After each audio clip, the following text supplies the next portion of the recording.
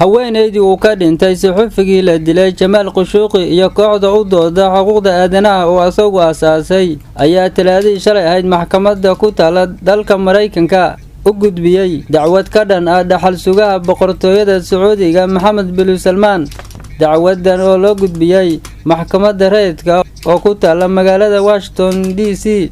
Khadiijo oo ah xaaska Jamaal iyo kooxda xuquuqda aadanaha ee Arab World ku eedeysay Maxamed bin Salmaan inuu amray dilka wariyaha Jamaal Khashoggi. waxaa sidoo kale maxkamadda laga dacweeyay in ka badan 20 muwaadin oo u dhashay Sacuudi oo dilka loo haysto. Safaaradda Sacuudiga ayaa weli aan ka jawaabin dacwadda loo gudbiyay dhaxal sugaha boqortooyada Maxamed bin Salmaan. Amiir Maxamed oo loo soo gaabiyo MBC ayaa beeniyay in uu ka dambeeyay dilkii lagu qaarajiyay suxufiga u dhashay Sacuudiga Jamaal Khashoggi labadii bishii Oktoobar ee sanadkii 2018. Khashoggi oo deganaa gobolka Virginia ayaa maqaalo ku dhalili jiray siyaasadda Maxamed bin Salmaan oo ku daabici jiray wargeyska Washington Post ee ka soo baxa caasimadda Mareykanka ee Washington DC.